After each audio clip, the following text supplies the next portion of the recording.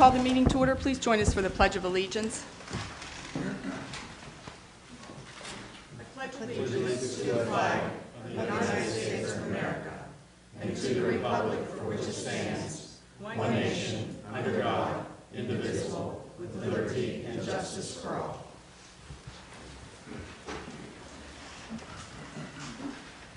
Mr. Karazzi, would you please call the roll? Mr. Amiditz? Here. Mrs. Buckley? Here. Mr. Christensen? Here. Mrs. Cook? Here. Mrs. Dobus? Here. Mr. Means? Present. Mrs. Rule? Here.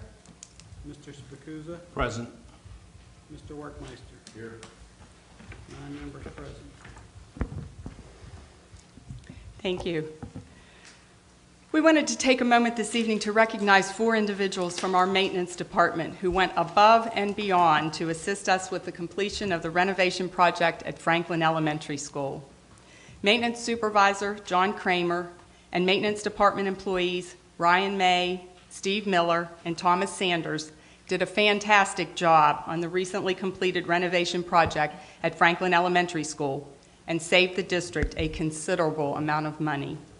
Because of their efforts, the district did not have to hire outside contractors to complete the majority of the work at the school. Gentlemen, we are extremely proud of the work you did. Everything looks great, and we are appreciative of your attention to detail to make Franklin look better than ever. At this time, I would invite Bill Keith, our Director of Facilities and Services, to join me at the podium as we present some certificates of appreciation to these hardworking individuals as a token of our thanks for all that they do for the district. I'd also like to ask the audience to join me in a well-deserved round of applause for these individuals.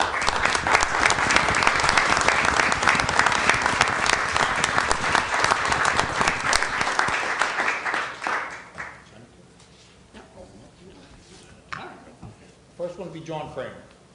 He was the ramrod that ended up getting us way under budget. Way under budget.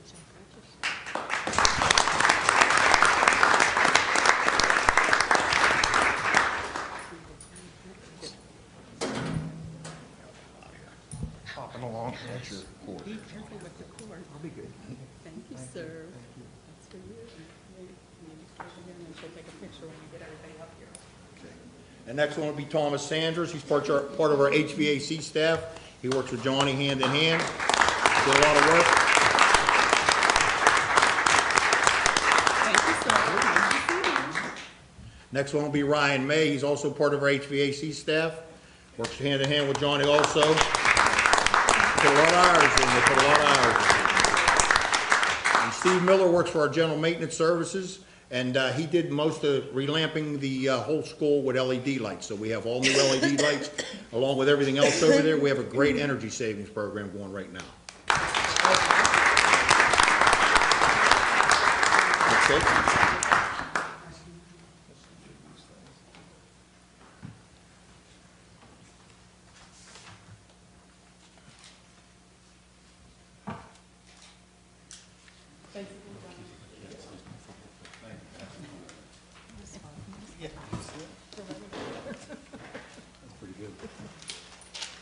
That's hilarious.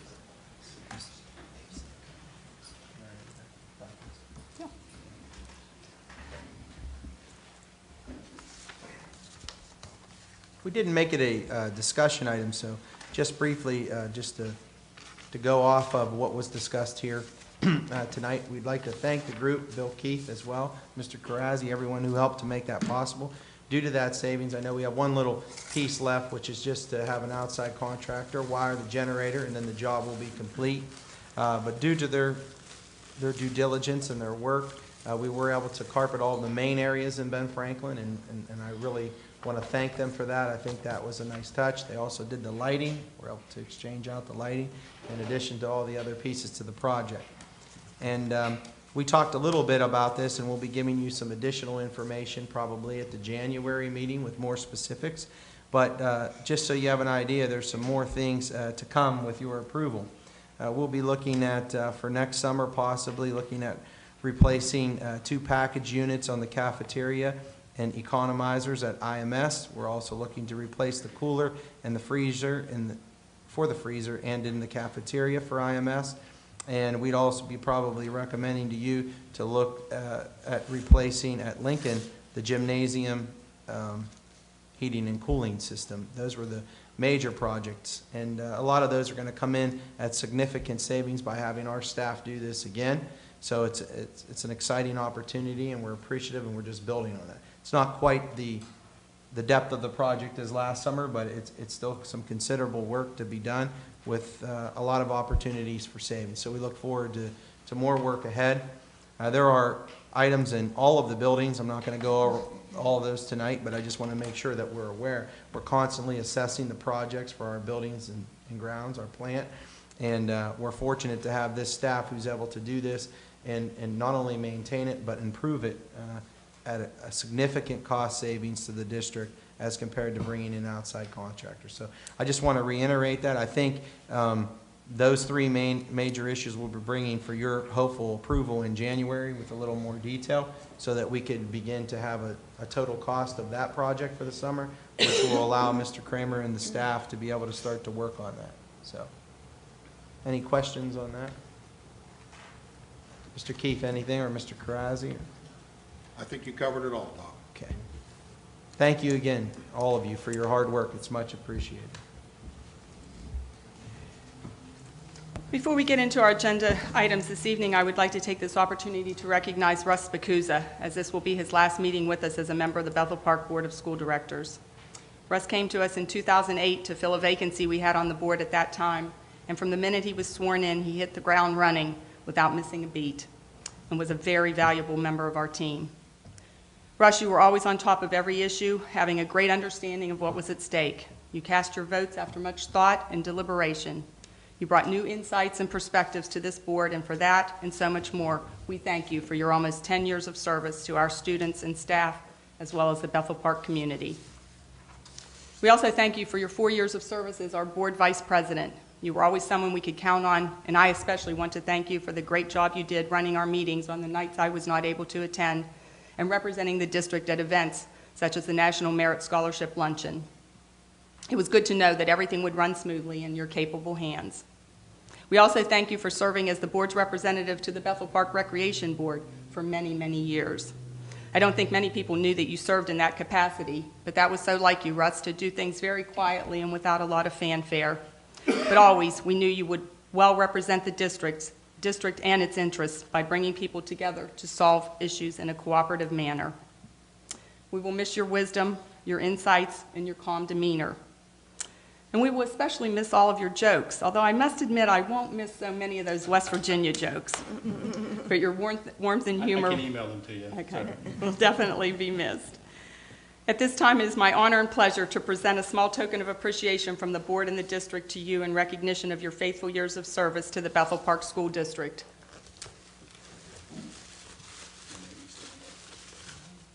I'll have you join me in a minute, but I'll read it. It's inscribed, Bethel Park School District Service to Education Award, presented to Russ Bacuza, Bethel Park School Director, 2008 to 2017, Vice President, 2013 to 2017.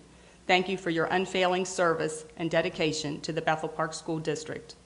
Russ, at this time, please join me at the podium. And please, everyone, give a round of applause for this deserving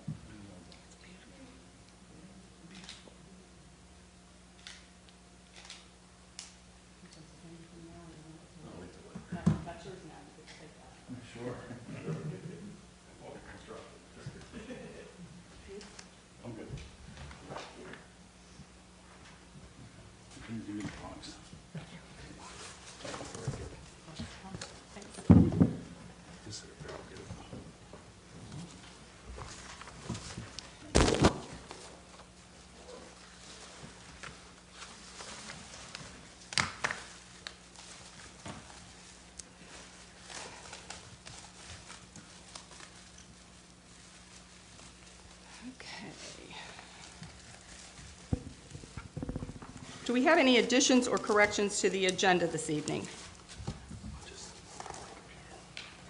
I'd like to add one under personnel, Yes. and that is the one with Ann, it was under classified. Yes. Okay.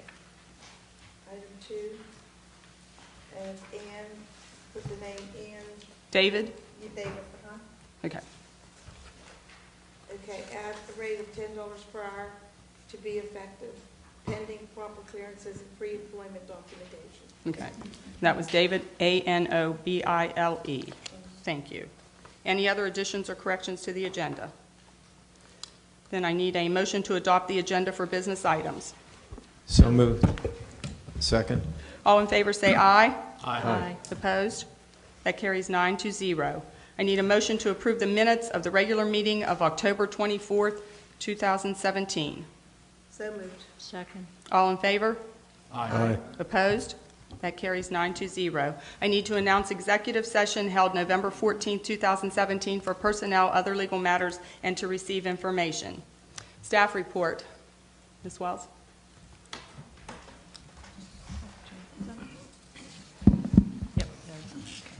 Good evening, everyone. Due to the close proximity between our October and November meetings, I have a brief report to share with you this evening. As Dr. Pasquarella mentioned at our October meeting, a group of Independence Middle School students were excited to be part of the STEAM Showcase hosted by the Allegheny Intermediate Unit.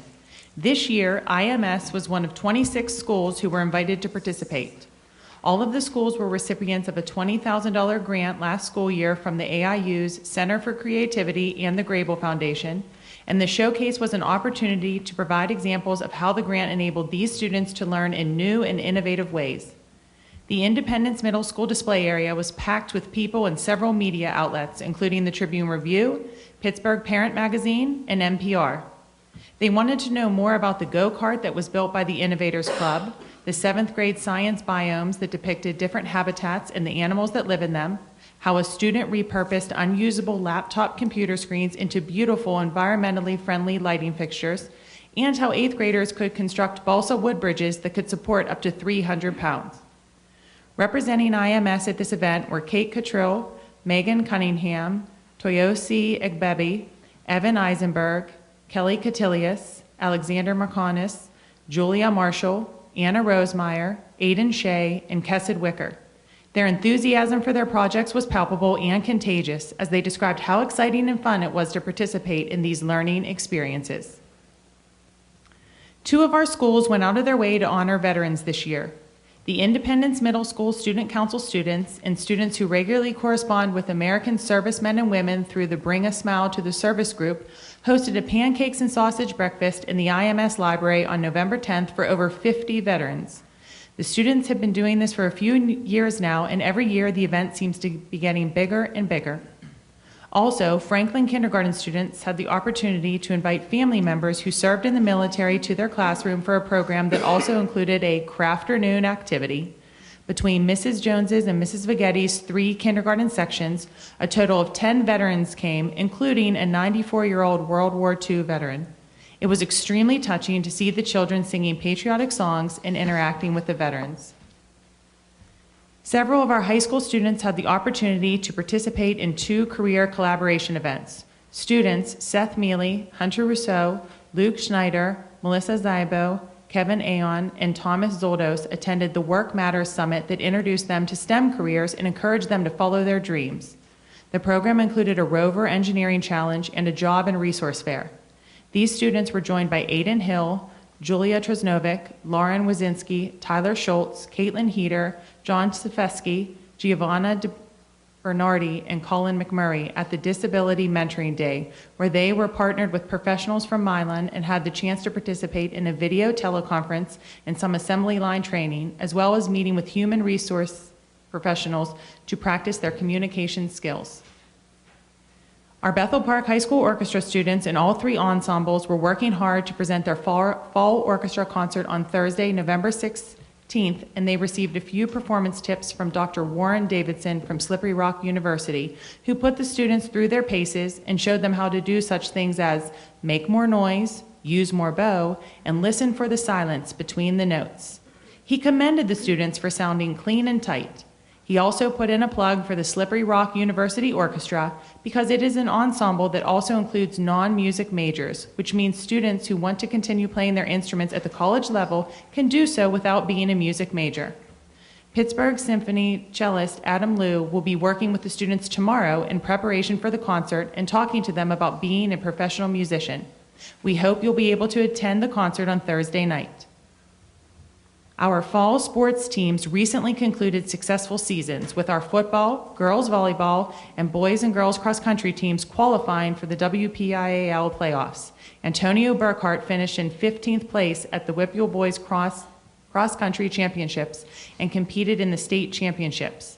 Our winter sports teams are already practicing and their seasons will be in full swing very shortly. Go Hawks!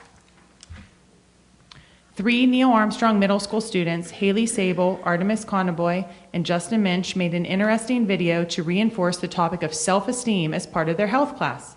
The topic of the video was, how do you react when someone gives you a compliment? The honest, unrehearsed reactions from the students they interviewed when they were told such things as, you are amazing, you are incredible, and you are astonishing are heartwarming. You can see the video on the NAM's latest news page. If you haven't seen it, you really should. You'll be impressed.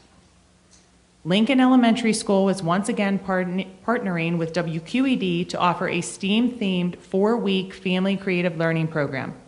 This year, 20 Lincoln families are returning to school in the evening to enjoy dinner together and participate in some exciting hands-on STEAM activities based on the PBS Kids character Ruff Ruffman. The topics covered are mixtures, creating clothing that could protect them from the elements, building ramps with different surfaces to see if toy cars would stick or slide, and building and construction. This is the second year that Lincoln has partnered with WQED on this type of program. Another session will be offered in the spring with a new topic. Thanks to Lincoln librarian Denise Pezakanix and first grade teacher Dawn Dowds for coordinating this exciting family learning opportunity. Franklin 4th grade students went pumpkin chunkin' to see who could build a catapult that could shoot these little branches candy pumpkins the furthest. This optional STEAM learning experience encouraged students to work at home with their families to build a catapult out of recycled materials.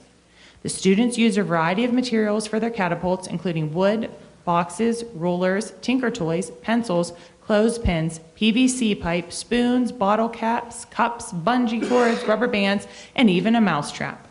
Shooting their pumpkin the furthest was Arlo Yarl, whose pumpkin traveled a whopping 92 feet. Following Arlo was Kiera Ross, whose pumpkin traveled 73 feet, Charlotte Gaston at 63 feet, TJ Burt at 52 feet, and Kate Hanner at 47 feet. But everybody who participated was a winner. This is the second year for this project, which is coordinated by 4th grade teachers Mrs. Gallagher, Mrs. Lazader, and Mrs. Mucci. Franklin social worker Laura Pavlovsky was selected as the recipient of a $1,000 Adopt a Classroom grant from Burlington. She will be using this grant to purchase counseling books, games, crafts, and other resources that she will use in the therapy room at school. Thank you, Mrs. Pavlovsky, for applying for this grant. And that concludes my report for this evening. Thank you. Student government?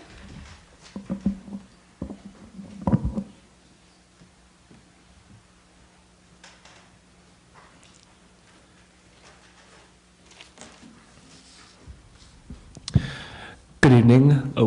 Excuse me. Good evening, ladies and gentlemen of the board and the audience. A quick update from the High School Student Government Association from this past month and looking towards future events. The Birthdays Committee recently handed out October birthday coupons for either a free ice cream or 2 free cookies from the high school cafeteria. The Community Service Committee is offering the opportunity for students to write letters to military personnel during lunches on November the 21st and the 22nd. The Random Acts of Kindness Committee handed out candy, sponsored a door decorating contest, and sponsored a costume contest on Halloween. They're currently planning a scavenger hunt called the Hawk Hunt to take place from November 28th through December the 16th. In the spirit of Thanksgiving, the Staff Appreciation Committee is currently sponsoring Friendsgiving, in which students can write a note to a friend or teacher, and a cookie will be sent with it to his or her homeroom. Finally, the Spirit Committee is planning a project in which students can volunteer to record themselves reading children's books These recordings will be edited into videos that simulate the pages of the book turning as the student reads them. The DVDs are then to be donated to Children's Hospital. Thank you. Great. Thank you. Solicitor's report? PTA, PTO. Missed them. Sorry. Sorry.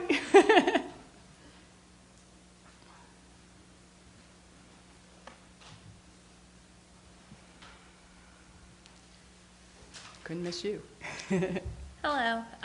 Abraham Lincoln Elementary. The Lincoln PTO Fall Apparel Sale concluded on November 14th. The Lincoln Spirit Nights will be held at the Pottery Place on November 15th and Chick-fil-A on December 6th. School Store will be held during recess on Friday, November 17th. The 17th is also Mismatched Spirit Day. Kids of all ages can have cupcakes with Santa at Lincoln Elementary on Friday, December 8th. The annual Lincoln Holiday Shop will take place December 13th, 14th, and 15th.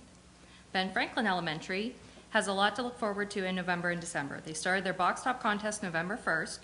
Ben PTO supplied teachers and staff with delicious meal during parent-teacher conferences.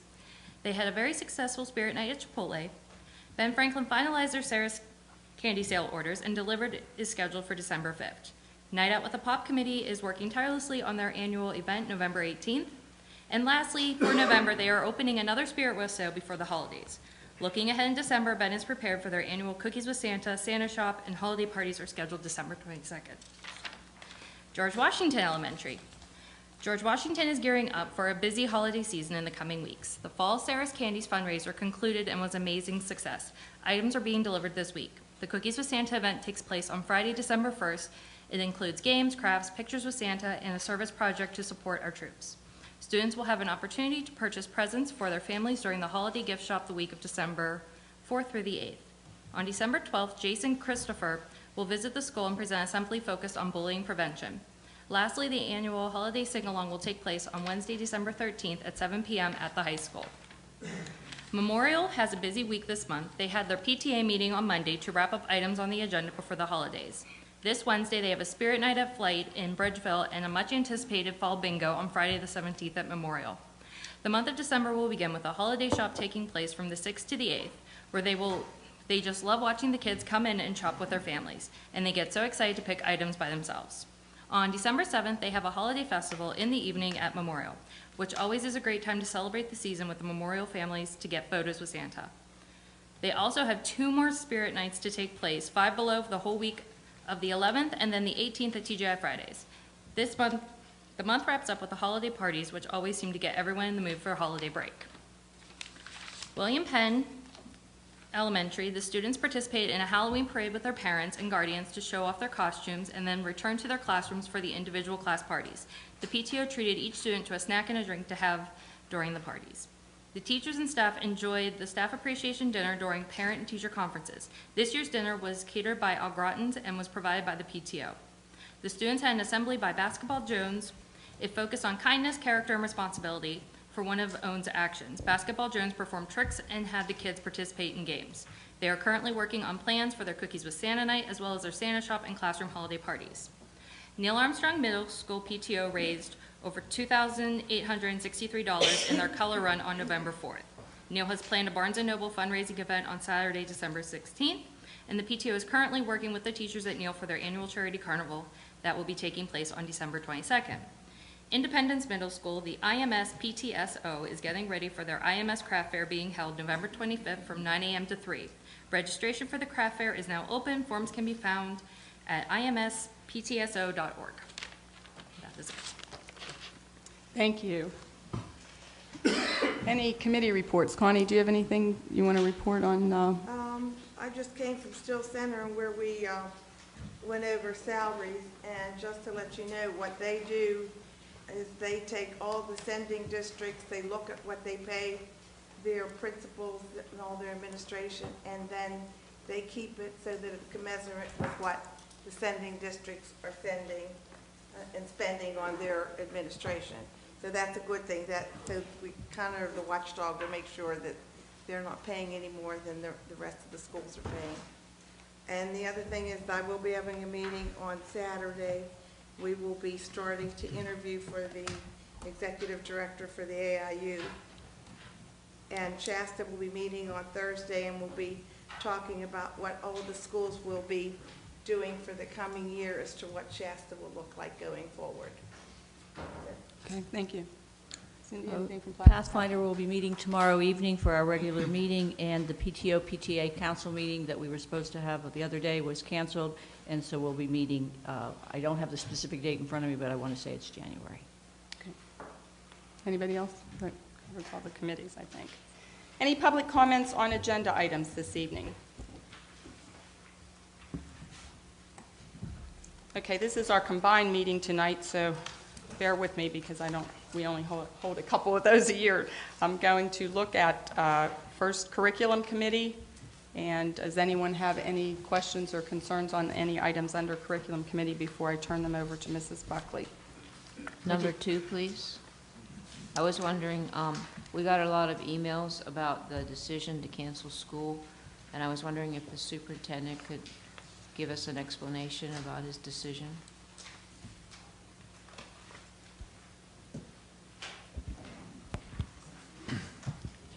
Well, every time you have to make a decision and you're sitting as the superintendent having to make the call, you have to look at all the information that's provided to you. At the end of the day, as I've said before, and I'll say it in front of everyone, I'm going to try to err on the side of safety and caution for the students. That's very important to me. So when I look at all of the information that was provided to me, and I'd first like to thank many of the team members who helped to try to get ourselves prepared so that we would be able to have school on that day. We got a lot of water. We had plenty of water. We were supplied with water. We were ready to go with that. People came out as early as, I think that would have been Monday or Tuesday night, the night before, to make sure we had it with the staff. The maintenance guys came out. Everyone pitched in to help. Talked to food service. They felt like they would be able to do it. So it was a difficult decision. Leading up to that, though, we did receive some calls, not to me personally, but to one of our buildings and then to our central office from the Allegheny Health Department, which indicated that they had some concern which contradicted to what was said on their website and from what I had heard from the water company about this idea that it shouldn't even be, the water should not even be used for hand washing. To me, that was a piece of information that was new to me, not one that I had heard before, and I felt that to be a bit concerning. We did try to reach back out a couple different times to Allegheny County Health Department for the individual that called, and we did not get a call back. So that weighed on the decision. And in addition to that, I just think in general, as well as we were prepared, and I felt good about that, if I ever have any doubt in my mind, when I look myself in the mirror every night and every morning, when you're the person having to make the call, which I am, and I made the call, I'm going to err on the side of safety and caution for the kids.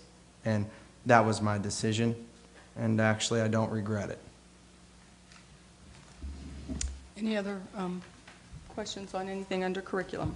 I was wondering then, since we've already had 3 days off, if there would be any interest in just extending the school year for 3 days and reinstituting the vacation time during the spring break holiday. Because we're out of school pretty early this year. We were out before June even begins. So to extend it into that first week of June would just be sort of the same as we usually do. We usually go into the first week of June. So it would take us Friday, Monday, Tuesday to extend it into that first week of June. I was just wondering if the board members would be interested in seeing a calendar that looks like that and reinstituting the holidays around the spring break and that other day that we put back in the calendar. I think the only thing is we do, when we adopt a calendar, we adopt it with snow makeup days or makeup days in it, and those are the days that we are But these were currently using. different. These aren't So snow days. in other words, then These you are want different- to, These are So you different wanna- occasions, and we haven't even hit snow yet. well, we call it snow makeup days, but it's really Right, a I makeup day, understand. period. It's always usually snow, sometimes it's cold weather. But then would you be saying you would then use those days when and if we have snow or cold weather makeup days? I mean, mean, we could, or we I mean, could, you're we could kind of- just but add it's kind another, of I gonna mean, that be first one week or of the other. June, the first week of June, that Friday that were not in school is Kennywood. So we technically would have the previous Friday and Monday through Thursday of that week, and we'd still be out the first week of June. Correct, and I assumed that those would be the snow makeup days, because I'm assuming we're going to have some cold weather or snow days, so we're going to probably extend the calendar anyway in some way, shape, or form moving forward. Another consideration, if I may, is the fact that the union approved the calendar. There was a lot of involvement. It's not a decision from the superintendent's office to hand out a calendar and say this is the school year. And there's a lot of time, more time than people understand, to follow the contract and meet the number of days as far as the teaching days, the testing, the workshop days, the days to do the report, cards, all kinds of things. There's a lot of details that are put into it before the calendar is even presented to the school board. If I recall correctly, the reason for us getting out so early was so that the students could have as many days as possible before the tests were given in order to have instructional time. That's why we started early and why we got out early this year. But we usually get out that first week of June. I just wondered, I mean, we still have time to change at a later date.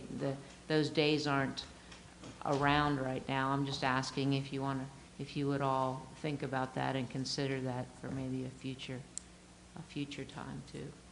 My concern would be that we would have to make, whatever decision we're going to have to make, we would make it as quickly as possible, because there are people that have already probably planned vacations for those days and maybe leaving the area.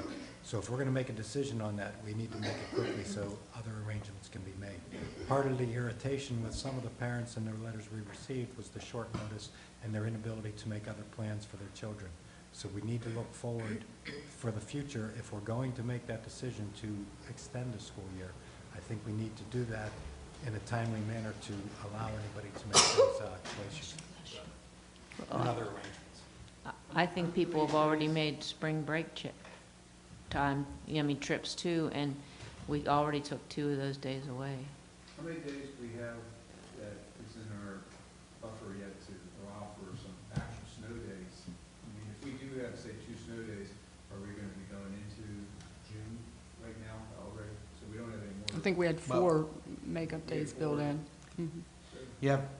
So what I would say to that is that right now, currently, we have our in-service day scheduled now in May, on the May election day. So if the next available, you make the decisions on the calendar. But I'm just saying, if that's your question, we have that day in May. So what we would ultimately do, in my opinion, would be to say, we're going to move that in-service day for the staff to the end of the school year first and make that 15th the school year. You know, I think it's May 15th. It's May something and around It's May there. 15th. May 15th. I would make that a school day to try to keep that. And then after that, that's one day. And then after that, we would have to probably start to look at any other creative ways that we might be able to do that. Changing records days to have a day in there before then. That'd be the first day. After that, I think, you know, it would add some additional days possibly to students at the end of the year. So if I heard right, are you saying the election day would be the day that? Saying right now that is in the count.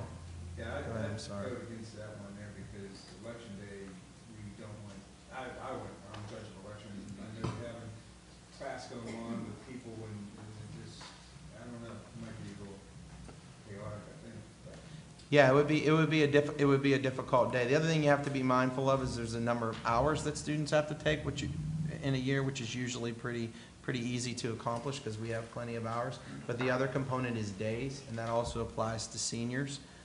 You know, and so you have to be careful with the graduation date, where it is, and how many days you're going to have out for seniors. So I just would recommend that. If we really got close to the end, there are things called Act 80, and some of our in-service days we did get approved as Act 80 days.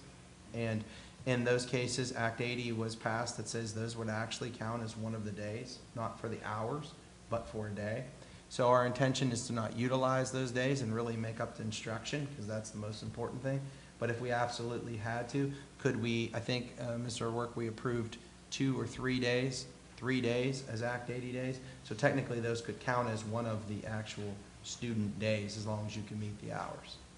I wouldn't recommend that till it was absolutely necessary, and I say that just because I think primarily we want to offer the instruction. We want to have the amount of days of school for the students, so that would be my, but that is built in as a backup plan. And that would be a legal reason to be able to do that. So that would actually buy you a couple more days without having to extend if you chose to do that. Or the other option would be you could extend. So it's not that I don't advertise that, I just don't say that out the gate because my personal recommendation is try to have school for the students.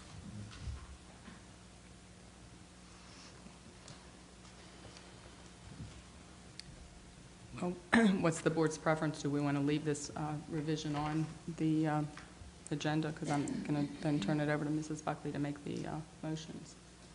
I think no matter what we do, there's going to be people upset. I mean, we already took the 2 days for spring break, and to change it again, I think would be a mistake. Personally, my own personal preference is I'd rather have a day off when it's nice and warm than one in the middle of the spring. So I don't see where there's anything we can do that's going to be a net benefit one way or the other.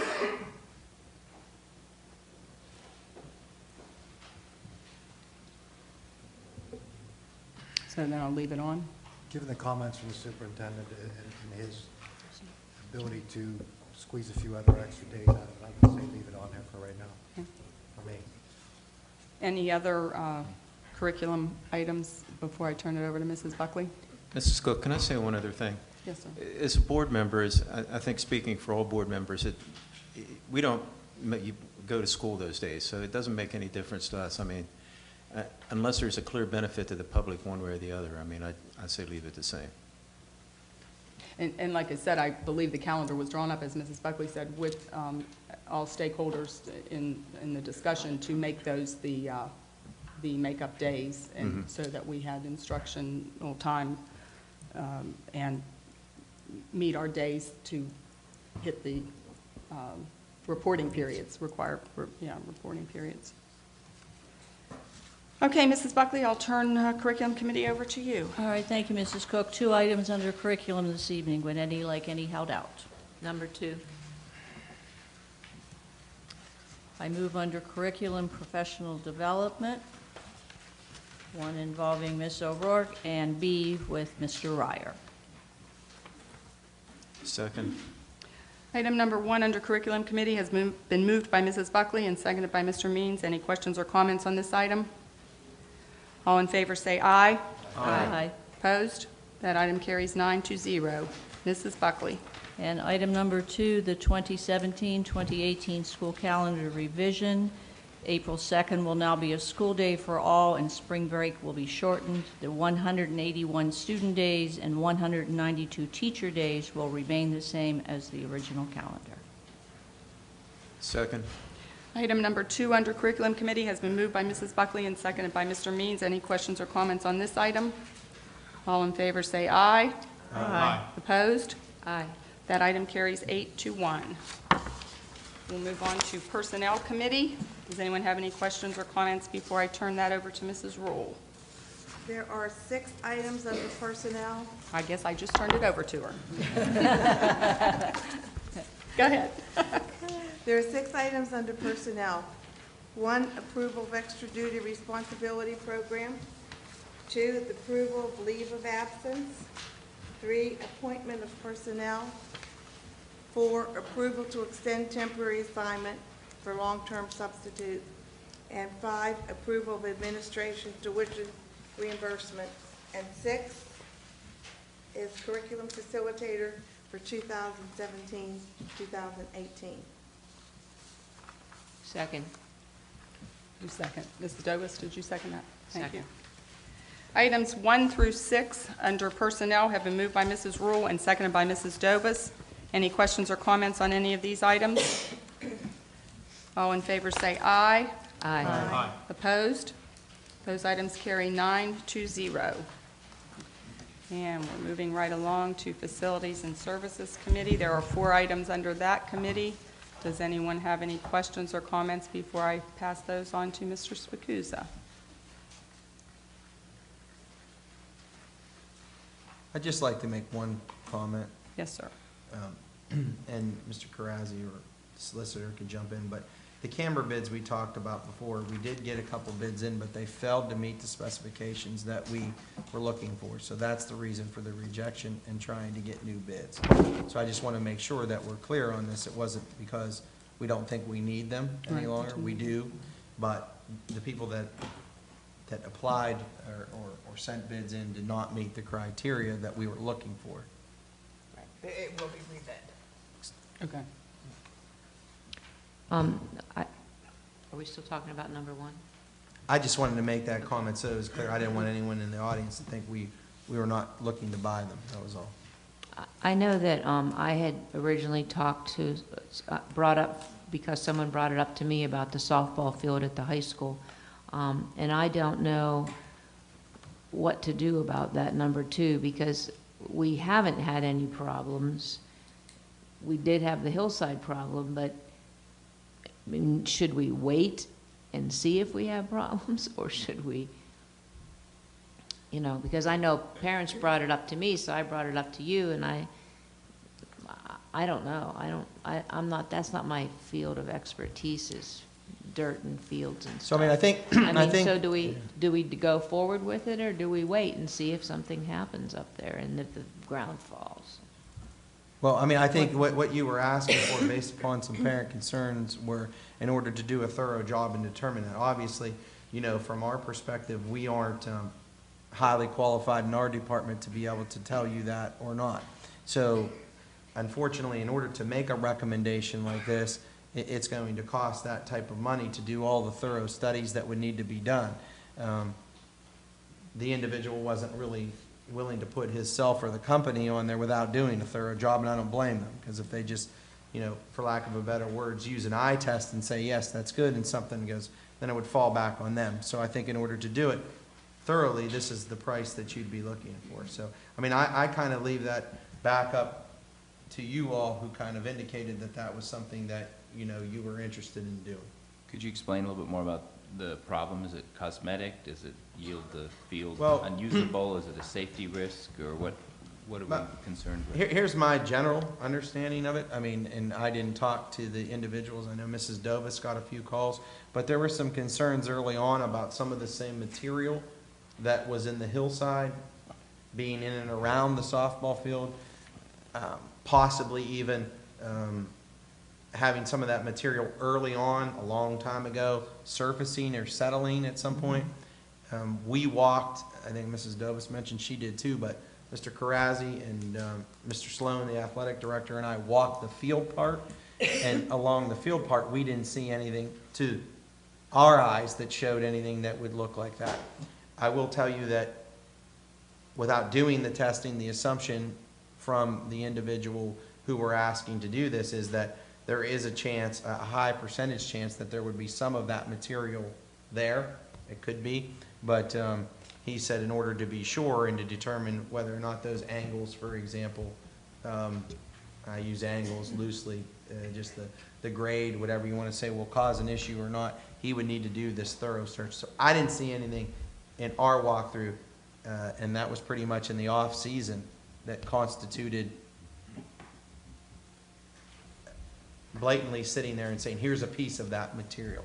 Around some of the edges, way out, there might be something which would lead you to believe that it could be there, but on the actual physical field, at least from that walkthrough, we didn't see it. So, I mean, it's obviously elevated much higher than some of the other fields. For whatever reason, I wasn't here when the school was built. And so I couldn't answer that for you as to say what material was in there for sure, or what the risk would be. I think there's another thing to consider too, and that's the fact that we are probably going to have some sort of legal action concerning the hillside. So if this is a common problem, it should probably be rolled into the same legal action. And it may, I don't know, ask a solicitor if there's a problem there that was handled improperly, it could reinforce our ability to recover under the terms of what happened for the hillside.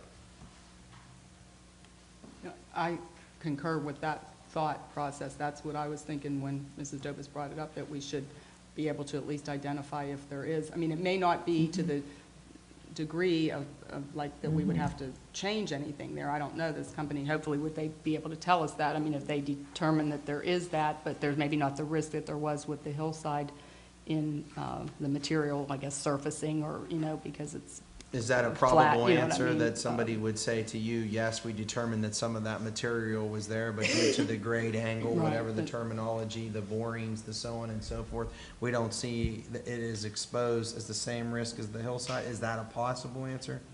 I would say yes, but I don't, we couldn't determine that until they actually did it.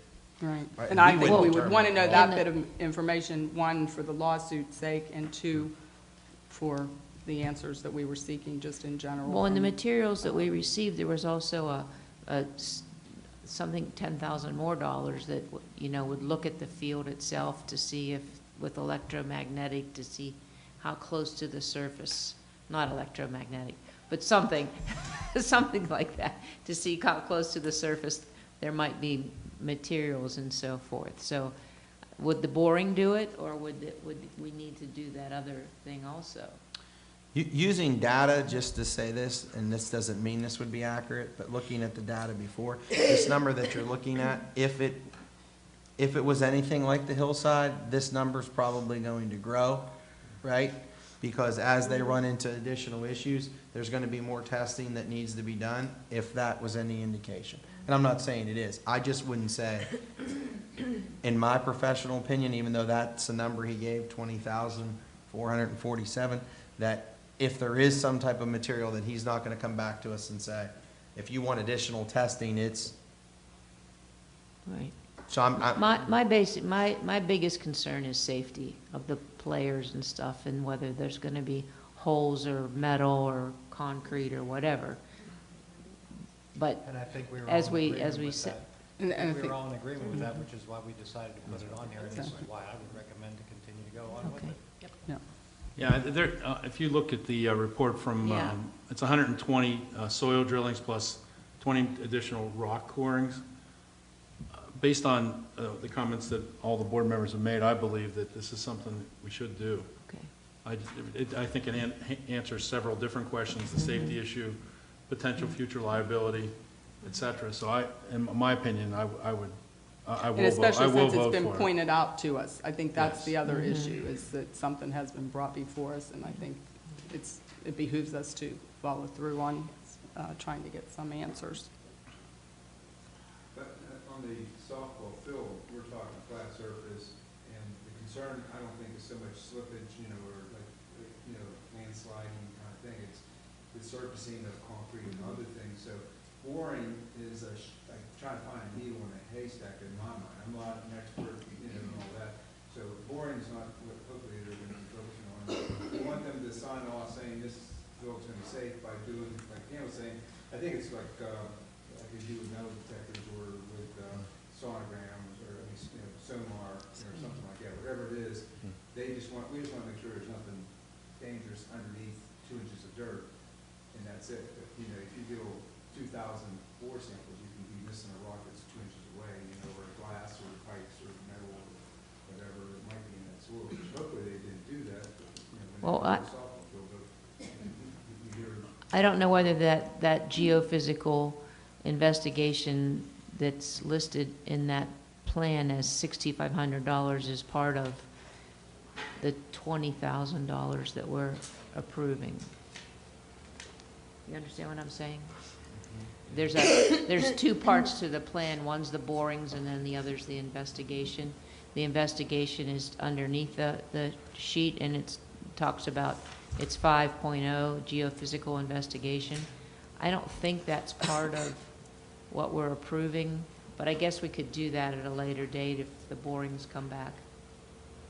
Do you see what I'm talking about, I do. Russ? It looks to me like it's saying, as an option to our base proposal. To me, Yeah, that means that that would be an extra. additional 6,500. I mean, Yeah. the way I read it. That's how Yeah. I read it. But, Ron, and I know we're not experts on this, but if the, I forget the term they use for the fill, the bad fill, you could get gaps or pockets in there where eventually the field could sink upon itself, right? So, I mean, it's not just it may not remain a level surface. And I know 120 borings sounds like a lot, but on a surface of a field, it's not. But, you know, I still think it's worth the effort. Are you suggesting we should go with the extra? I would do, my opinion, I would do the borings first, And then see what kind of results you get from that. If you Yeah, get and an then we'll always absolute, if have you get the an option absolutely to clean add the report, other, right. if you get a clean report, then, you know. Stop there. Right.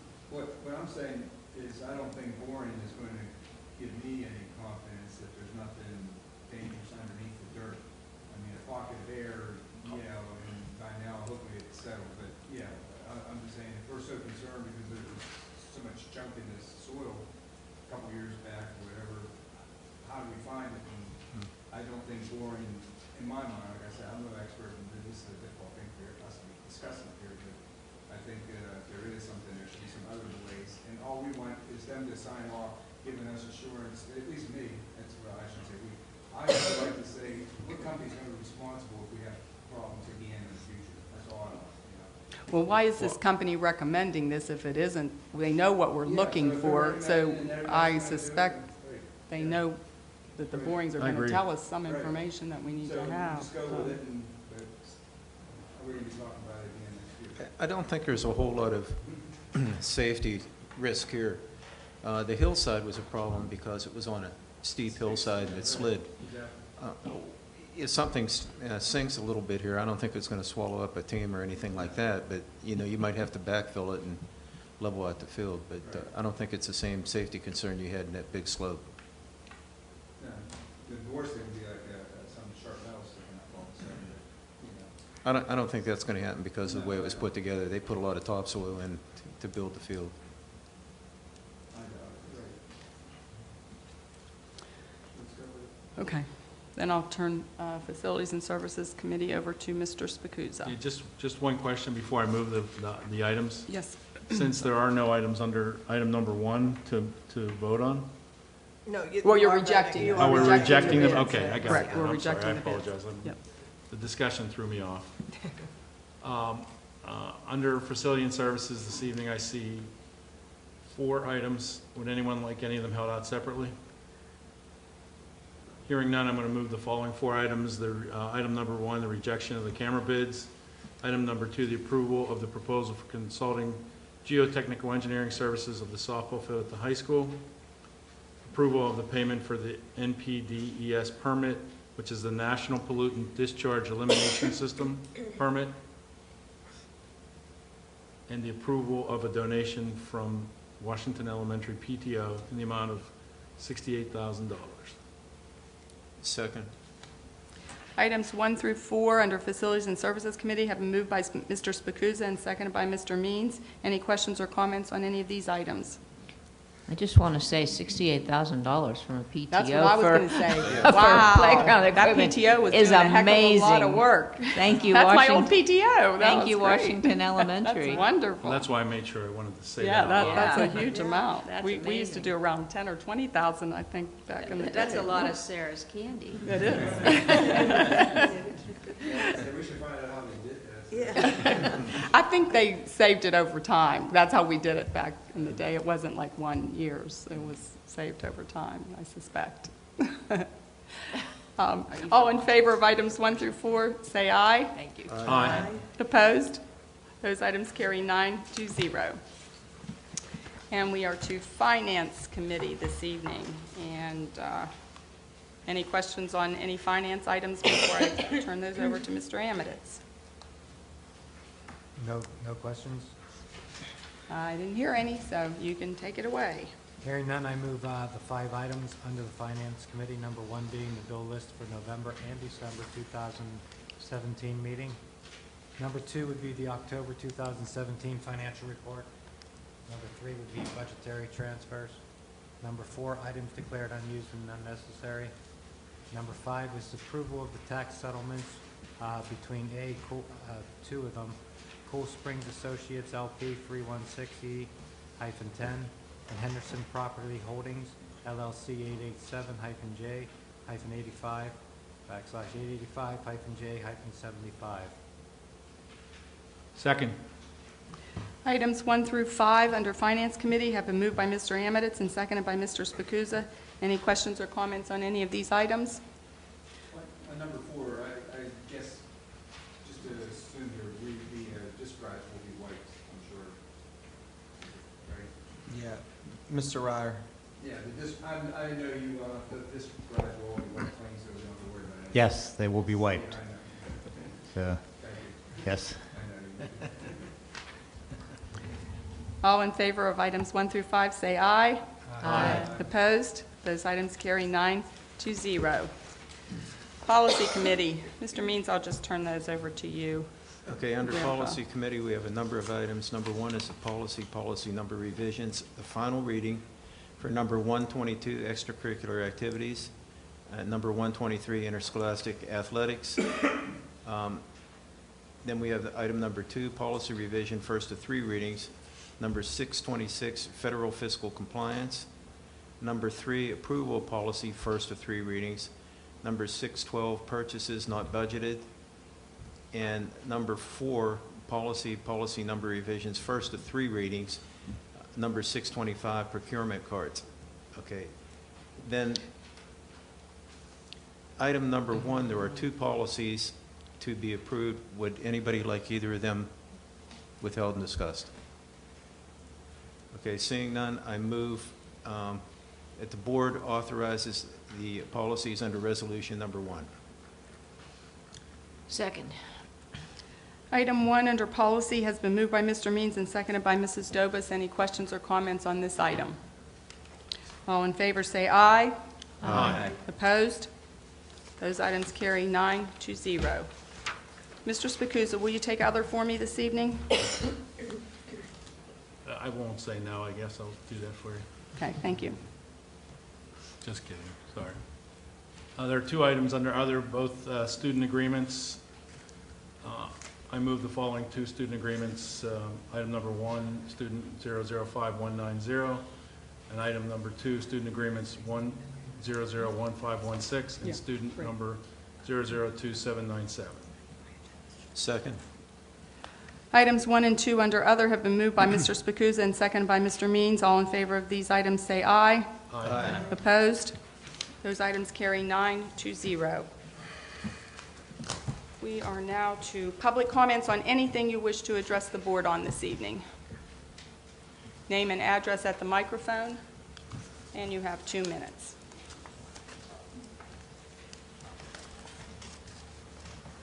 Hi, folks. It's Anita Podekar, Mapleview Drive. I just have a quick question.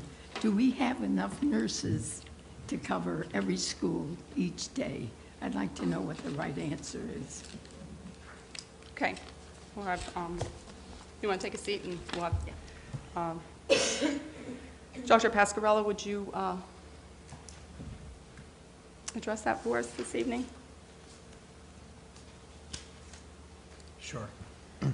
So currently, Ms. Sutton, you could jump in if I misspeak here, but currently between 2 different types of nurses that we have through 2 different contracts, the certified school nurses, which are part of the teacher's contract, and the health service nurses, which are part of the para-aid negotiated contract. We look to try to have a minimum of 1 nurse in a building at all times. In addition to having 1, for example, and this could change subject to need, but if it were today,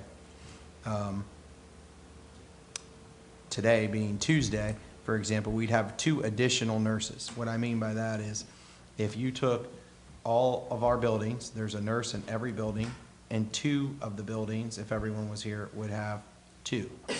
That means if somebody is absent from one of the other buildings, the first thing you could do is call one of them that has 2 and ask them to go there. That'd be step 1.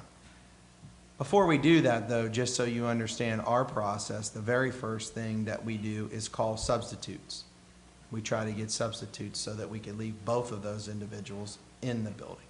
So first we call subs from one agency. If we can't get anyone to sub, we go to the second agency. If we can't get that, then we pull from a building that has 2, pull one of the 2 and send them to that place, and so on. So In order to get, and on other days, such as Monday, for example, there are 3 extra, meaning there are 3 buildings that have 2. So it takes a significant amount of folks to be out and no substitutes before we would get to the point where there would not be a nurse. What can happen sometimes, and we try to make sure that we're on top of it and address it, is communication, where you could have a sub that's supposed to come in, they take the job, and then they don't show. In which case then we have to go and call another agency as quick as we can, or send one of those people from the other buildings.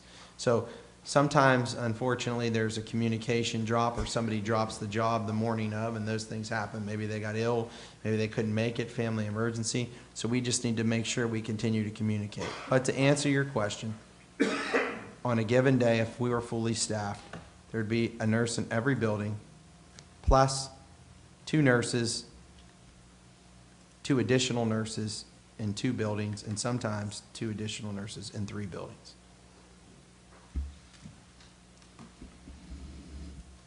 Any other comments?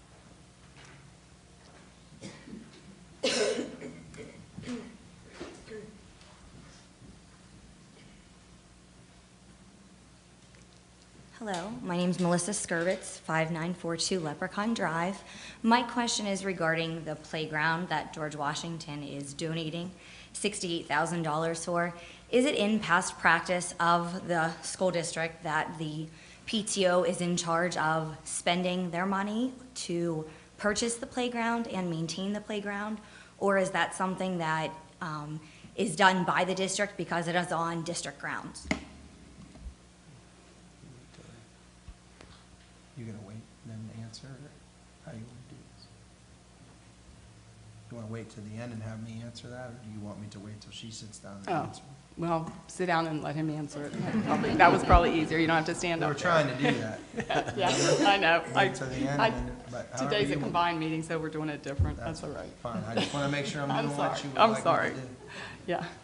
My information on that, although I'm relatively new, is it is a relatively standard practice here, and don't quote me on that because I don't have all the detail, that the PTOs donate large amounts of money to purchase the playgrounds, and then our maintenance staff maintains them. That's how I understand it.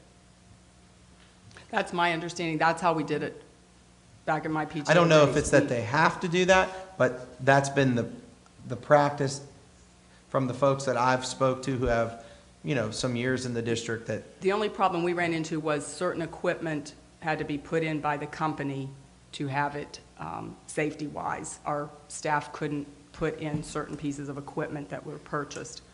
And I suspect we just would need to work with the PTO on what companies they're purchasing through and all of that. But that was, I don't think that would have changed too much through the years of how we handled it. One comment I made just from experience, and I don't have, a ton in playgrounds, but from my experiences in different places that I've been, I believe that the recommendation on this is actually still to have a mulch bed.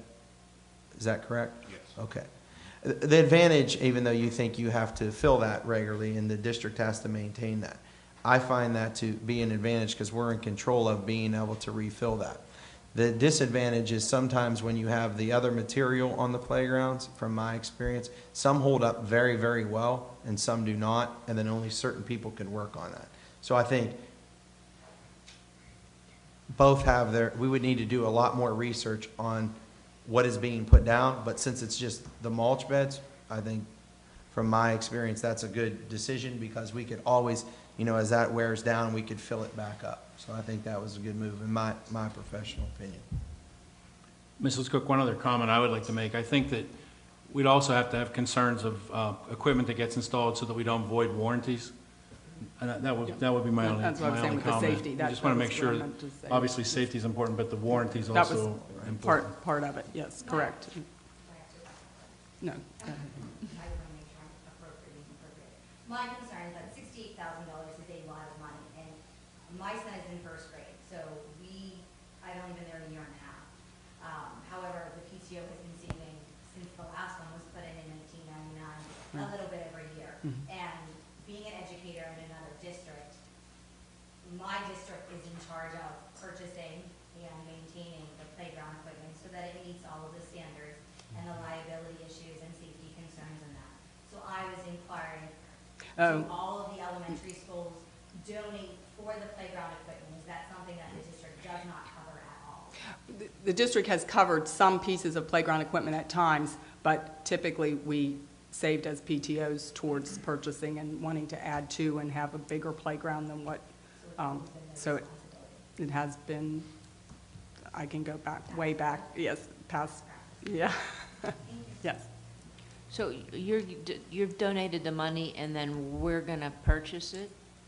Is that I what? think typically the PTO picks out what pieces they want on their playground, but the district has to ultimately then own the playground equipment to cover, like I say, like the warranties and we work with them on the installation, whether it be that our folks can install some pieces depending on, and that all has to be looked at, or some of it has to be installed by the companies that are providing it. And we have to remove the old, yeah. Right.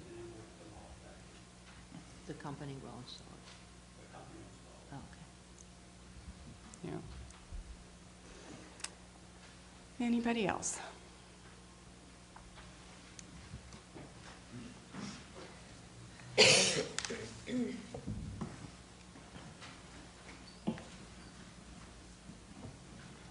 Hi, Christine Gunther, 3988 Mimosa.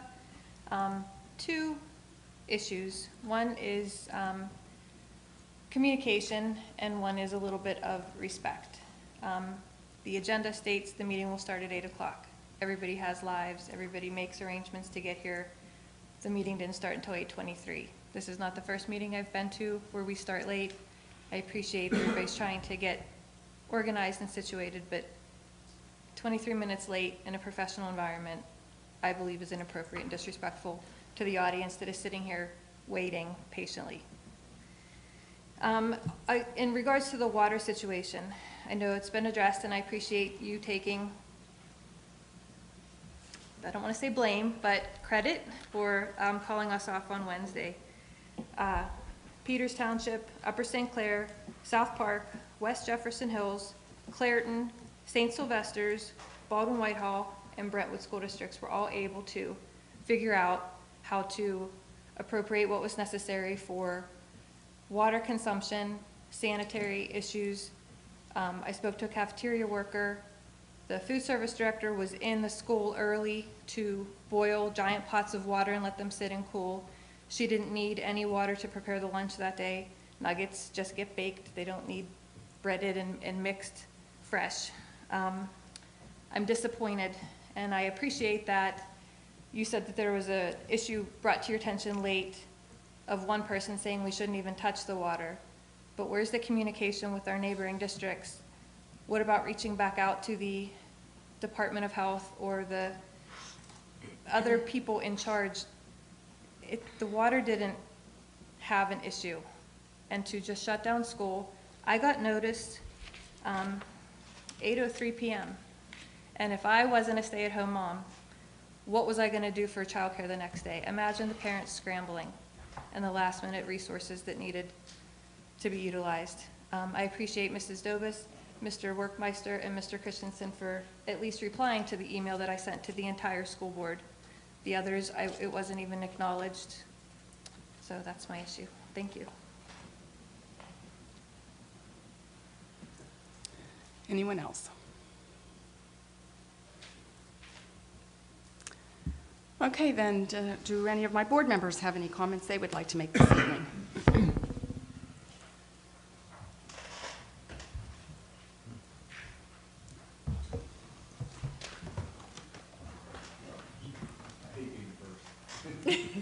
Don't go first. Okay, I'll just make it short, three brief comments.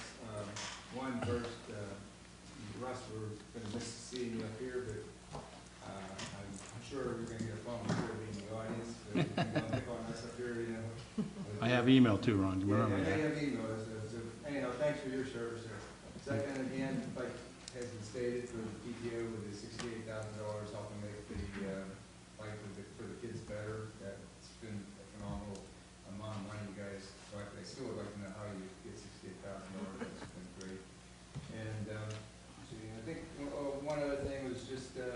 generally, again, we saw all the good things this district has been doing, the STEAM and everything else, so we need to keep it up. So, nice and short. Thank you.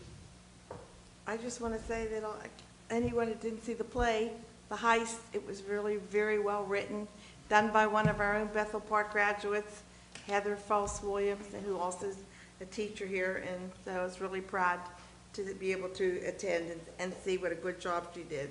The other thing is I just wanted to say that I think it's great too, PTA raising such money. We need to get you on some of our other committees.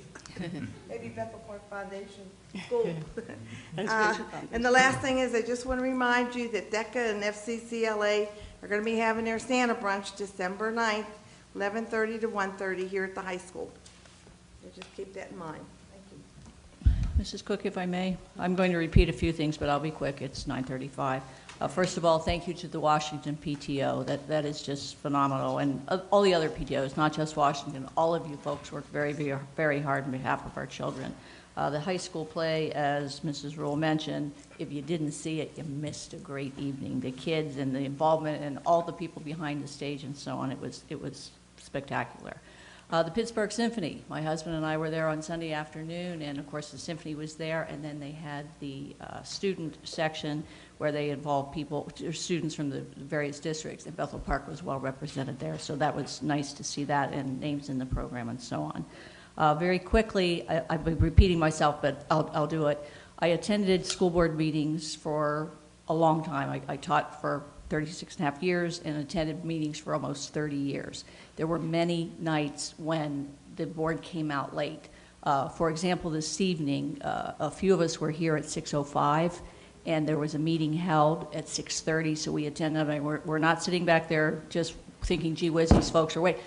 Trust me, we have things that we do, and with all due respect, we try to adhere to a schedule, but when things come up that need to be discussed, it needs to take place in fairness to the taxpayers and everyone involved. So that, please don't take that intentional. It certainly is not. And lastly, Mr. Spacuzza, a man with integrity, respect, and a note that I want to make, he has an agenda, and it's to provide every child in Bethel Park while remaining respectful of the limits of the taxpayers' budgets and always being a respectful team member. Thank you, Russ. You will be greatly missed. Thank you. Nobody Anyone else? else? Thank you, Russ. You're welcome, Pam. Thank you.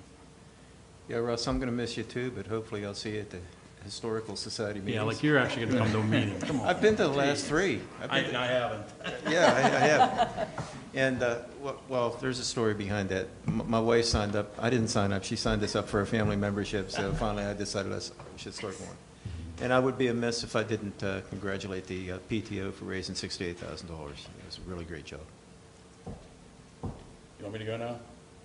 Well, I'm not going to get all mushy. I have no intention of doing that, and I won't. Just a couple things.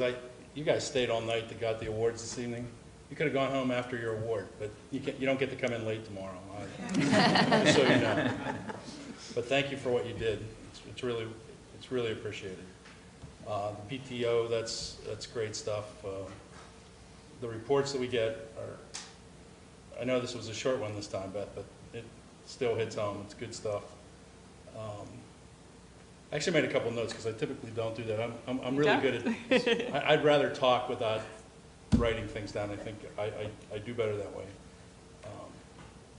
But I'd like to thank everyone on this board. I think not just the board, the administration, the teachers, the citizens. It's been a great experience. I've learned a lot. I thought I knew a lot when I first came on the board, and boy, was I wrong. I was on 3 or 4 different committees, and I thought I knew a lot about what was, the chair always does that to me. I thought I knew a lot about what was going on in the school district, and until you sit on this side of the table, you really don't. When you consider federal law, state law, and the contract, the impact that our board has overall is probably about this much of what we can change. Everybody has this great and glorious idea that you can make all these changes. You can't. You got a lot of barriers. You have to work within those barriers. Right? That's the and I apologize for coming out late. I'm going to relay a story to you about I had to attend a school board meeting in West Virginia, in Preston County, West Virginia. It's east of Morgantown. Skin in those West Virginia. It's not a joke. comments. This isn't a joke. This is a reality. I'll tell you that one later, but this is a reality. They have county school boards there, or districts. So the board actually travels to different parts of the county to hold their meeting. So I had never attended one before. I'd attended many board meetings here. Right in the middle of the meeting, they say, we have a personnel issue. The board adjourned the meeting. They went in the back room for as long as they needed to be back there, and then they came back. I got home from that meeting that night, was after midnight, from attending a school board meeting in West Virginia. So we're fairly fortunate that we don't have that, or at least you don't have that. The joke I always tell is we start the meeting on Tuesday and I go home on Wednesday, because that's happened many, many times. So I apologize that we were disrespectful for not being here at 8 o'clock, but time is time, and sometimes there's just not enough of it.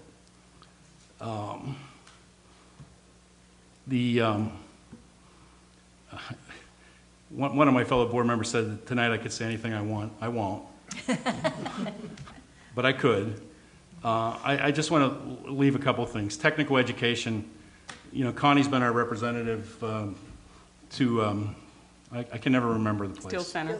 Steel Center. My wife had gone there many years ago, and it was called Steel Valley. So it's, in my mind, I always get them confused. Technical education is a very, very important part of the United States future. If we don't get more kids into technical education, we're going to have some serious, serious problems. So keep that in mind when you're directing your children, is to let them know there's a lot of very high-paying, good jobs that are going to be career-oriented jobs in the future.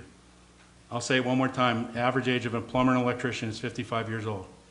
So you tell me what's going to happen in the next 5 to 10 years. It's going to be a problem. And you're going to pay a lot more to your plumber, I promise you. So don't have problems. Mrs. Cook would like that, though. She's in the plumbing business, sort of. And along that line, I don't know if anybody knows what Odyssey of the Mind is. Does anybody in the room know what Odyssey of the Mind is? Yeah, I've done it one It's time. something that I would really think that, but I have actually judged Odyssey of the Mind. I'm not going to try to explain it to you. Look it up. Go to their website. It's a really great program. It allows kids to be doing STEAM and STEM projects on their own. You need a teacher, I guess, as the sponsor, and then you need parents to really get involved. I've judged on the local and state level. It's a tremendous, tremendous program. I would highly recommend someone, either the board, the administration, the teachers, PTAs, PTOs. It goes all the way from elementary all the way through high school. A lot of really, really good things. I met a lot of really great kids in the process of doing that. And I'm going to tell you what the worst thing I've ever done on the board was filling in for Donna Cook. That is the most difficult job, just running the meeting. Being president's hard as it is, but running the meeting, I had gone through the agenda the one day, and I'm like, at the end of the meeting after I adjourned, I went, I didn't do this one. And I didn't even know I didn't do that one. And no one else in the room knew I didn't know that. So I thought it was pretty funny at the end that it was not a major item, but it still was pretty, I don't want to ever do that job, I promise, ever. And I think that I'm proud of what this board has accomplished during my time here. I think that I'm not going to go into the list of things from the high school to the Chromebooks, et cetera, but I think there's been a lot of really, really good things that have occurred. And I'm just going to, again, say thank you to everyone. And the last thing I'm going to leave you with, this is probably more as a result of this past election, a lot of things were thrown in and out of the thing. And I don't know if anybody reads the Pittsburgh Business Times. There were two articles regarding teacher salaries and superintendent salaries in Allegheny. Well, one was Western Pennsylvania, one was Allegheny County. There are two assistant superintendents in Allegheny County that make more money than our superintendent. And I heard from many, many people that we're overpaying for our superintendent. We're not. That's my personal belief. I just wanted to say that. That is the one thing I wanted to say tonight. I read that and I'm thinking to myself, wow, the things I heard aren't true. So thank you all. I'm done. No jokes tonight.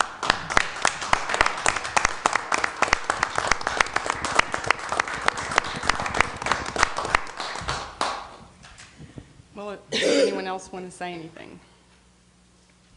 Good luck, Russ. Thank you. It's been a pleasure serving with you. Thank you. Because then I'm going to take the floor for a minute. And I'm going to end the evening on a somewhat personal and happy note. You may recall that I spent my birthday here back in September. Yes, at a board meeting. And what I wasn't able to share with you at that time was a special gift that I was given. But now that it's Facebook official, I'm able to share it with all of you. We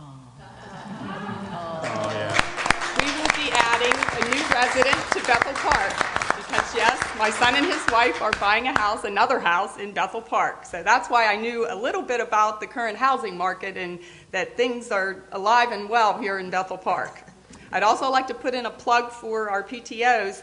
Maybe think about changing to PTGOs, parent, teacher, grandparent organizations. I think that's another whole wealth of it. I think a few board members here know that.